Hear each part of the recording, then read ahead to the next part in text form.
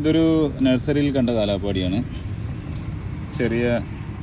ചെറിയല്ല, ഒരു 300 ലിറ്ററിൻ്റെ ഡ്രമ്മിലാണ്. ഇവിടെ 3200 രൂപയാണ് ഇതിന് ചോദിക്കുന്നത്. ഇത് കണ്ടോ, അത്യാവശ്യം നോർമൽ സൈസൊക്കെ വരുന്ന സാധാ കലപ്പാടിയുടെ ചുണ്ട് കണ്ടോ, നോർമൽ സൈസ് വരുന്ന കാലാപ്പാടിയാണ്.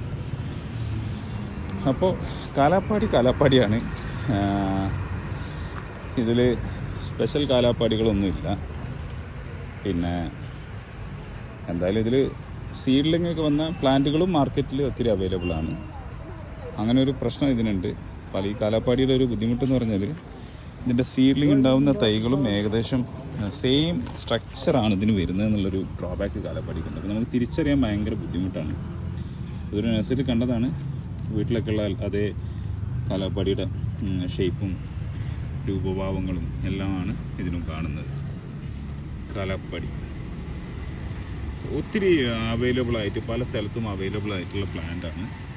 പലരും നമ്മളോട് ചോദിക്കാറുണ്ട് എന്താണ് നിങ്ങൾ തൈകൾ ഇറക്കാത്തത്. അതിൻ്റെ ആവശ്യമില്ല, എല്ലായിടത്തും ഒത്തിരി ഇതിൻ്റെ തൈകൾ അവൈലബിൾ ആണ്. പിന്നെ ഗ്രാഫ്റ്റൊക്കെ ചെയ്താൽ ഹൈ സക്സസ് റേറ്റുള്ള ഒരു ഇനം കൂടെയാണ് കേട്ടോ കാലാപ്പാടി. പെട്ടെന്ന് പിടിക്കും, അങ്ങനെയും ഒരു അഡ്വാൻറ്റേജ് കാലാപ്പാടിക്കുണ്ട്. ഇതുപോലത്തെ കമ്പുകൾ വെച്ചാൽ പോലും കാലാപ്പാടി പിടിക്കും, ഇതൊക്കെ പിടിക്കും. ഇതൊരു നല്ല അടിപൊളി സാധനമാണ് ഈ കാണുന്നത്. ഇതാണ് കാലാപ്പാടിയുടെ അവസ്ഥ. ഓക്കെ, അപ്പോൾ കാലാപ്പാടി എല്ലാവരും നല്ലൊരു സ്ഥലത്ത് നിന്ന് വാങ്ങിച്ചിട്ട് വെക്കുക. Okay, thank you.